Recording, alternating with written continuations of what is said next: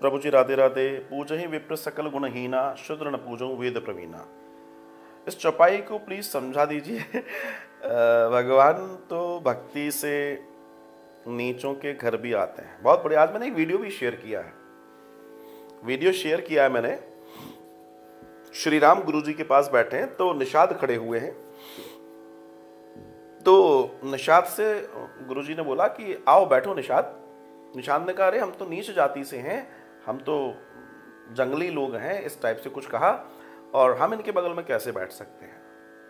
तो बहुत सुंदर बात गुरुदेव ने कही। ये वीडियो मैंने शेयर किया आज मेरी फेसबुक पोस्ट पर। उन्होंने कहा जिसने राम को मान लिया, जो राम का हो गया, वो नीच ऊंच कैसा रहा, वो तो राम का हो गया। और राम किसी में ऊंच और नीच देखते ही नहीं है, तो ये कैसे संभव है। अरे राम के दरबार में, राम के यहां तो जाकर एक कुत्ते ने भी जब न्याय मांगा तो उसे भी मिला, पशु को भी मिला, और उसकी तो बात छोड़ दीजिए। लेकिन पूजहि विप्र सकल गुणहीना, शूद्र न पूजऊं वेद प्रवीणा। मैं आजकल एक चीज पे काम कर रहा हूं, और दैट इज स्पेशली फॉर शूद्र शब्द पर।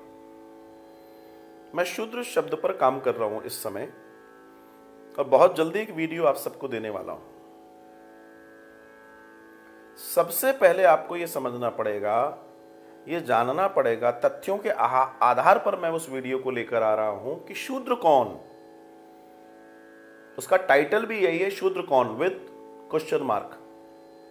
कौन शूद्र?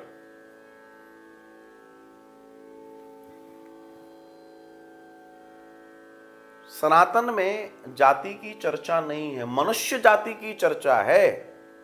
ब्राह्मण, क्षत्रिय, वैश्य, ये इन जातियों की चर्चा नहीं है। सनातन में वर्ण की चर्चा है। जाति में मनुष्य जाति की चर्चा है। आप पढ़ते होंगे मनुष्य जाति, वानर जाति, गंधर्व जाति, यक्ष, सुर, असुर, इन जातियों की चर्चा है। मतलब उनकी नजर में हम सब एक है। तो फिर बात यह आती है कि ये जातियां किसने बनाई?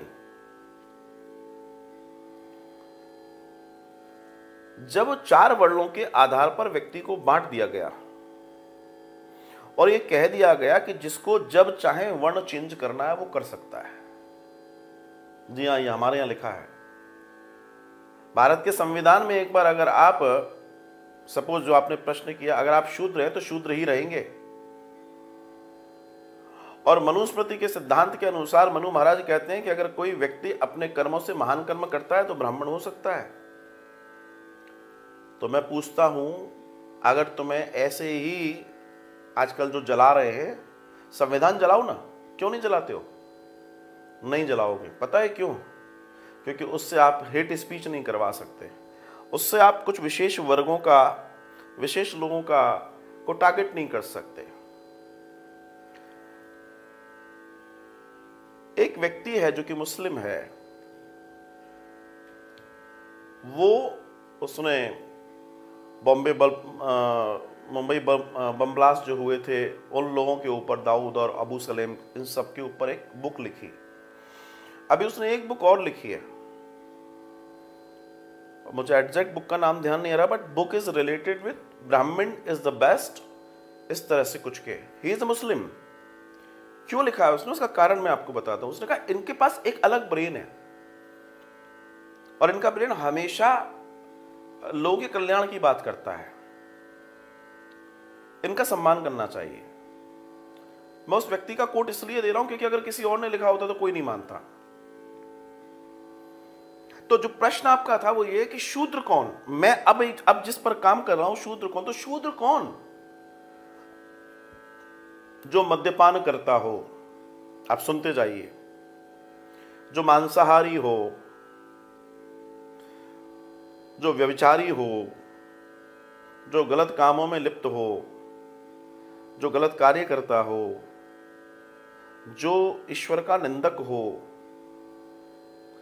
जिसके द्वारा पाप कर्म किए जाते हों, वो शूद्र है। एक दर्शन बता रहा हूं मैं। अब दूसरे में शूद्र कौन है? आपको दोनों भाषा बताऊंगा। जो कर्मचारी है, जो सेवक है, जो कर्मचारी है, जो सेवक है। तो आज जितने लोग एम्प्लॉय हैं वो सब शूद्र हुए, जितने लोग सेना में हैं वो सब क्षत्रिय हुए, जितने लोग व्यापार में हैं वे सब वैश्य हुए, और जितने लोग शिक्षा के क्षेत्र में वो सब ब्राह्मण पंडित हुए, as per the law of वर्ण व्यवस्था। एंड दैट मतलब वो सबसे सूटेबल व्यवस्था है। लेकिन आज उसे कोई मानना नहीं चाहता। ब्राह्मण का बेटा ब्राह्मण ही कहलाएगा, ये किसने कह दिया? हमारी मनुस्मृति नहीं कहती। उसके कर्म के आधार पर वो ब्राह्मण होगा। अगर वो मिलिट्री में जा रहा है या वो इस तरह का काम कर रहा है तो वो क्षत्रिय कहलाएगा, साफ स्पष्ट लिखा है। अगर एक ब्राह्मण के यहाँ पैदा हुआ बेटा या जो भी है, अगर वो नीच कर्म कर रहा है, गलत कर्म कर रहा है, मांस मदिरा आदि कर रहा है, गलत कामों में लिप्त है, तो वो शूद्र हो गया, मनुस्मृति कहती है। अब इसमें भी दो शब्द हैं, एक शूद्र एक शूद्र, एक श और एक स, दोनों में अंतर है। अभी मैं पूरा इसलिए नहीं बता रहा हूं, आने दीजिए वीडियो, और मैं इसको क्लियरिफाई करना चाहता हूं। अब आपने जो कहा कि शूद्र न पूजहि वेद प्रवीणा, मतलब कोई व्यक्ति को वेद आते हो, इसको मतलब समझने का देखिए, जो लिख रहा है पहले उसके लेवल पर जाओ, तुलसीदास की उस ऊंचाई पर जाओ जहां तुलसीदास बैठे हैं। तुलसीदास के ब्रेन, उस ब्रेन मैचिंग पर पहुंचो पहले। राइटर जब कोई चीज लिखता है, वी मस्ट रीच अबव, वहां पहुंचना जरूरी है जिस लेवल से उसने लिखा है। चलो उदाहरण देता हूं मैं आपको। आप कोई नॉवल ले लीजिए, नॉवल को पढ़ना शुरू कीजिए, आप पढ़ेंगे लेकिन पहली बार में आपको कम समझ में आएगा, दूसरी बार पढ़िए, तीसरी बार पढ़िए, चौथी बार पढ़िए। या कोई ग्रंथ ले लीजिए, पहली बार पढ़िए कम समझ में आएगा, दूसरी तीसरी चौथी, जैसे जैसे आप कई रिपीटेशंस दोगे आपको ज्यादा बेहतर समझ में आने लगेगा। क्यों? क्योंकि आप उस लेवल पर पहुंच लगे जिस लेवल से राइटर ने लिखा था। कई बार चीजें करने के बाद वो अभ्यास में आके समझ में आती है। सो वो किसको कह रहे हैं ये समझिए, चाहे आप समझिए, इसको पीछे से पढ़िए। वेद प्रवीणा, वो व्यक्ति जो वेदों में भी प्रवीण हो जाए लेकिन अगर शूद्र कर्म में है उसको नहीं पूजना। This is the actually meaning of this particular line. लेकिन उसको समझने वाली बात, जैसे आप कहते हैं त्वमेव माता च पिता त्वमेव, त्वमेव बंधुश्च सखा त्वमेव, त्वमेव विद्या द्रविणम त्वमेव, त्वमेव सर्वम मम देव देव, आप बोलते हैं ना, क्या है इसका मतलब? त्वमेव माता च पिता त्वमेव, तुम हमारी मां हो, तुम हमारे पिता हो, तुम हमारे बंधु हो, तुम हमारे सखा हो, तुम हमारी विद्या हो। और फिर बाद में उन्होंने कहा द्रविणम त्वमेव। कहने का मामला यह है, सबसे पहले मां है ना, वो भी न रहे, पिता है वो भी न रहे, इस दुनिया ने जो जो हमें दिया है। त्वमेव बंधुश्च सखा त्वमेव, मित्र है वो भी न रहे। अच्छा, फिर भाई है वो भी न रहे, तो जिंदगी कैसे चलेगी? धन तो होगा तुम्हारे पास, तो उसमें क्या लिखा है कि धन हो और धन भी न रहे। तो त्वमेव माता च पिता त्वमेव, त्वमेव बंधुश्च सखा त्वमेव, तो उस दर्शन में विद्या, त्वमेव विद्या, विद्या मतलब नॉलेज भी हो और वो भी खत्म हो जाए, उन सब के बावजूद भी द्रविणम त्वमेव, मतलब उस फिर भी तुमसे बड़ा कोई धन नहीं है। द्रविण मतलब जो द्रविणम है, द्रव्य का मतलब है, जो मूल भाषा में द्रव्य कहते हैं ना, द्रव्य दक्षिणा, तो धन को द्रव्य बोला गया है। तो सबसे बड़ा धन कौन है? सबसे बड़ा धन भगवान है, ईश्वर है। त्वमेव विद्या द्रविणम त्वमेव। विद्या भी चली जाए, ये ब्रेन में कुछ याद न रहे, माता पिता चले जाए, भाई बंधु चले जाए, कुछ ना बचे पूरी दुनिया में, तो भी बचा है तो वो परमात्मा बचा है। समझिए इसको, हमें इन चीजों की बारीकी में जाना पड़ेगा। आप देखिए, जब भागवतम में आप जाते हैं, थोड़ा ब्रीफ करूंगा मैं, तो आपने देखा होगा जब मैं पहले दिन की कथा सुनाता हूं, दूसरे तीसरे दिन अर्जुन आते हैं, कहते हैं चले गए, कृष्ण चले गए, कृष्ण चले गए, कुंती मर जाती हैं, पांडव स्वगण चले जाते हैं, परीक्षित को राजगद्दी मिल जाती है। फिर जब मैं 7वें दिन कथा कह रहा होता हूँ, फिर भगवान श्री कृष्ण के पैरों में बाण लगने की बात आती है। तो ये क्या हुआ, पहले उधर अर्जुन आया, अरे आखिरी में ही मार देते। ना ना ना ना ना ना, समाधि भाषा की कथा है, जो बोल रहे हैं वो समाधि में चले गए हैं, तो समाधि में जब जब जो जो पिक्चर दिख रही है वो उतार दी गई, आगे पीछे का कोई संतुलन नहीं है उसमें। तुलसीदास जी जब कथा कह रहे हैं महाराज, तुलसीदास जी को कथा कहलवा रहे हैं श्री हनुमान जी। ये सिर्फ तुलसीदास का विरोध नहीं है, ये सनातन का विरोध है, ये हनुमान जी का विरोध है। ये और तुलसीदास जी अगर हनुमान जी का विरोध यहां हो रहा है तो हनुमान जी किसके दास है, राम जी, सीधा विरोध है, सीधा विरोध है। और किस लिए है आपको बता देता हूं, ये विरोध आपको मिलेगा 2024 के प्रधानमंत्री के चुने जाने तक, उसके बाद ये सब खत्म हो जाएगा। ये कहानी शुरू हो गई है, अब उनको मालूम है इस देश के अंदर वोट लेने की तरीके क्या है, भिड़ाओ लोगों को, लड़ाओ लोगों को आपस में। अरे भाई हम सब एक हैं। अंग्रेजों ने आकर, इस्लामिक आक्रांताओं ने आकर हमारे बीच में फूट डाली, चीजों को अलग अलग किया। वरना हम, एक बात बताइए, हमारे यहाँ जब प्राचीन समय में विवाह होते थे उनमें सारी जातियों के कार्यों का समावेश होता था। अगर छुआछूत होती तो सारी जातियां क्या कर रही होती वहां पर, विचार करके बताइएगा, कभी सोच के बताइएगा कभी। ये वो चीजें हैं जिन्हें आपको बारीकी से समझना होगा।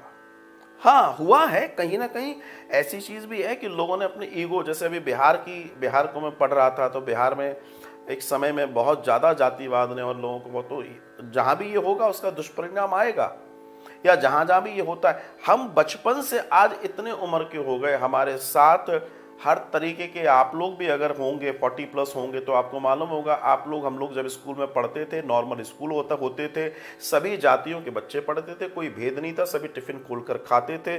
उसमें मुस्लिम भी होते थे, सिख भी होते थे, उसमें ईसाई भी होते थे, उसमें कोई नाई भी होता था, उसमें कोई बढ़ई भी होता था, उसमें कोई लोहार भी होता था। हमें तो मालूम ही नहीं था कि जातियां क्या हैं। और उसके बाद स्कूलिंग के बाद कॉलेज में भी चले गए। तुमने ये कहां से आया, ये सिस्टम को शो करने वाले लोग हैं, राजनेता लोग, जिनको वोट बैंक, इनको उनसे मतलब नहीं है। यू आर ओनली वोट, आप उनकी नजर में सिर्फ वोट हैं। आप ना ब्राह्मण है, ना क्षत्रिय है, ना शूद्र है, ना ये है, ना वो है, ये तो सब कहने की बातें हैं। उन्हें एक वोट बैंक तैयार करना है और आपस में लड़वाना है, एक दूसरे के विरुद्ध खड़ा करना है, और हमें ये होने नहीं देना है। ध्यान रखिएगा, राम शबरी के बेर खा रहे हैं, जीवन में ध्यान रखिएगा। राम निषाद के साथ बैठ रहे हैं, जीवन में ध्यान रखिएगा। राम निषाद के साथ गुरुकुल में पढ़ते थे, मतलब हमारे यहाँ वो समय था, वो गोल्डन टाइम था कि हर जाति का बच्चा राम जी के साथ पढ़ रहा है। तो जब ऐसा होता, भेदभाव होता, तो क्यों पढ़ते?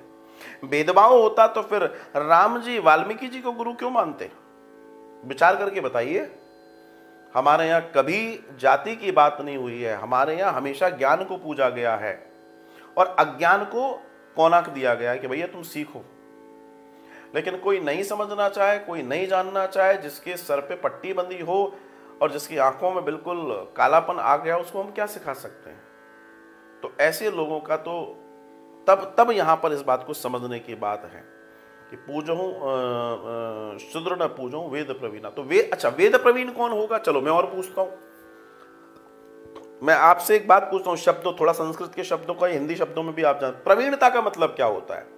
प्रवीणता का मतलब ही होता है पांडित्य। ध्यान रखिएगा, वेद में प्रवीण होने का मतलब वो पंडित हो गया। वेद में प्रवीणता, वेदों में सर्वश्रेष्ठ जो है उनमें प्रवीण मतलब पंडित।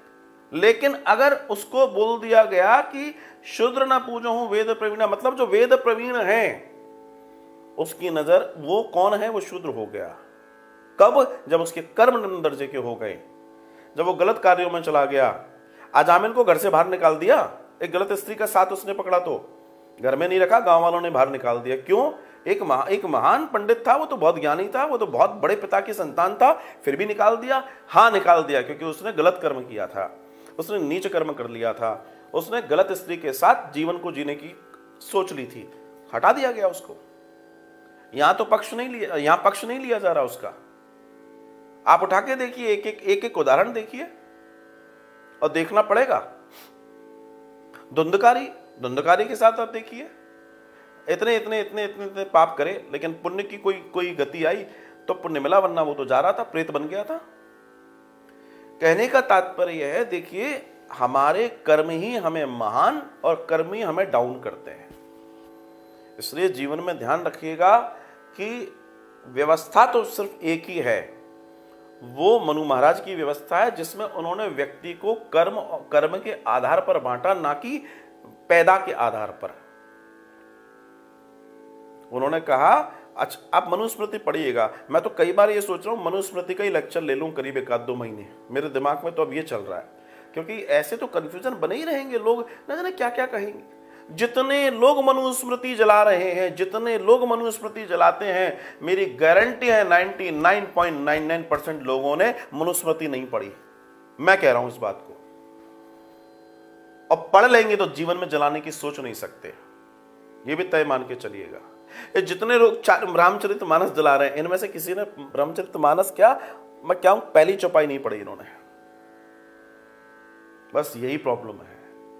ये वही कर सकते हैं जो अनपढ़ हैं, ये वही कर सकते हैं जो ज्ञानी हैं। जो ज्ञानी है वो आज भी अपनी जगह पर है। तो जो ज्ञानी है फिर उसकी कोई जाति नहीं है, ज्ञान ही अपने आप में एक जाति बन जाती है। ज्ञानी व्यक्ति सर्वत्र पूजा जाता है। हमारे यहाँ बड़े बड़े संतों को, अब देखिए अगर ये कह रहे हैं कि साहब इसको ऐसा, तो रैदास कौन थे? रैदास को तो हम पूज रहे हैं, आप बताइए, रैदास को तो हम पूज रहे हैं। ऐसे ऐसे संत हुए जो बहुत दरिद्र और ऐसी जातियों में हुए, लेकिन हमारे यहाँ पूजे जा रहे हैं। क्यों पूजे जा रहे हैं? अगर ऐसा ही होता तो क्यों पूजे जाते? क्योंकि उनके विचार महान थे, उनकी जाति से उनका कोई लेना देना नहीं था। इनसे हमें बाहर आना होगा और लोगों को समझाना पड़ेगा, क्योंकि क्या है, हम समझा नहीं पा रहे हैं, लोग बरगला रहे हैं लोगों को।